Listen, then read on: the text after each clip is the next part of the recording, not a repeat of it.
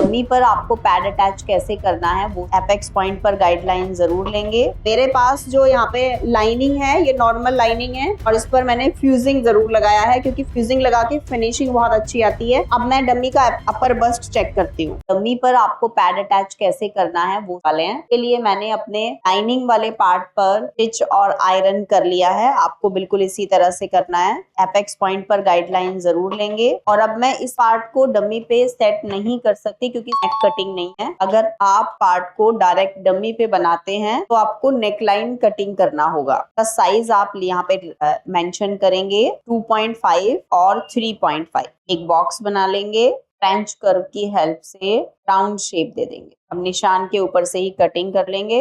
Head के चारों side में रिवर्सिबल को स्टिच करेंगे। मेरे पास जो यहाँ पे लाइनिंग है ये नॉर्मल लाइनिंग है और इस पर मैंने फ्यूजिंग जरूर लगाया है क्योंकि फ्यूजिंग लगा के फिनिशिंग बहुत अच्छी आती है। यहाँ पे देखो डमी का जो साइज है वो 36 है। अब मैं डमी का अपर बस्ट चेक करती हूँ। अपर बस्ट भी सेम है। मुझे यहाँ पे डमी का जो साइज है वो थोड़ा सा बड़ा चाहिए। बिल्कुल सेंटर पे सेट करना है। एक पिन इधर लगाएंगे, एक पिन पर लगा देंगे। अब मुझे पैड अटैच करने के बाद पैड वाला पार्ट है जिसके ऊपर मुझे पैड लगाना है उसको मैं डमी पे सेट करूंगी। तो आपको कोई भी कपड़ा जब डमी पे सेट करना होगा तो ध्यान रखना है कि डमी का सेंटर और आपके आउटफिट का सेंटर बराबर होना चाहिए। दूसरी चीज, आपका जो एपेक्स पॉइंट है और डमी का एपेक्स पॉइंट है ये मिलना चाहिए। और सेंटर पे एक पिन लगा दूंगी।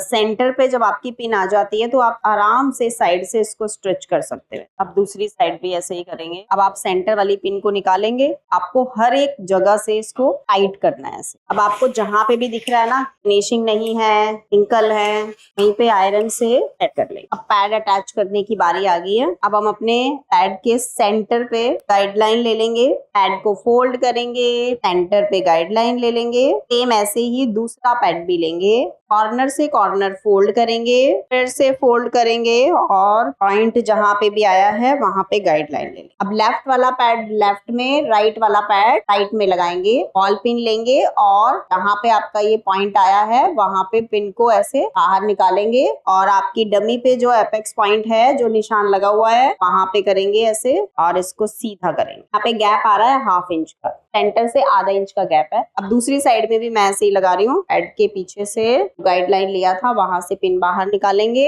अपने डमी पर जो आपका एपेक्स पॉइंट है, अब एपेक्स पॉइंट को ध्यान रखेंगे, ऊपर सेट कर देंगे पिन और अब लगाते हुए ये ध्यान रखेंगे दोनों साइड का बराबर है या नहीं। अब क्या करेंगे, प्रेस करेंगे। जो बीच में बॉल पिन लगाई है उस पर प्रेस नहीं करेंगे। अब इसको एज इट इज ऐसे ही रहने देंगे। यहाँ तक आपका ये काम हो चुका है। अब जो भी ब्लाउज आपको बनाना है, मधुबाला बनाना है, सब्यसाची बनाना है, पैडेड में बनाना है, कोई भी डिजाइनर बनाना है, तो ऊपर आप कुछ भी पैटर्न में डिजाइन बना सकते हैं। हमने last time Madhubala style blouse बनाया था तो ऐसे भी कर सकते हैं। आप नीचे ये वाला पार्ट लगाओ और फिर ऊपर से मधुबाला स्टाइल बना के मेन पार्ट पे ऊपर सेट करो। सेंटर प्रेस करके मिल गया है तो अब हम सेंटर को सेंटर से मिलाएंगे। अंदर वाली पार्ट से पिन निकालेंगे और ऊपर वाले में लगाएंगे। अंदर वाले से ऐसा और नेक कट करना पड़ेगा, गर्दन के ऊपर नेक नहीं आना चाहिए। अब अंदर वाली साइड में जो भी पिन लगे हुए हैं उन्हें निकाल लेंगे और अंदर वाला और बाहर वाला दोनों में लगाएंगे। सबसे पहले मैं सेंटर में लगा रही हूँ। चारों साइड से ऐसे खींचेंगे, स्ट्रेच करेंगे। यहाँ पे हमारा डन नहीं हुआ है, इसे प्रेस करके सेट करेंगे। पहले वाले में और अब वाले में देखो कितना डिफरेंस आ गया है। अगर मैं ये प्लेट नहीं डालती ना मेरे आर्मोल लूज हो जाता, आर्मोल में झोल आ जाता। और मुझे ये गलती पता चली है डमी पे लगाने के बाद ही। अब ये लास्ट टचअप है, फाइनल है। के बाद इसकी बेल्ट रेडी करेंगे। अब इसके ऊपर जो ड्राफ्टिंग कटिंग की है हमने वो ड्राफ्टिंग देखेंगे,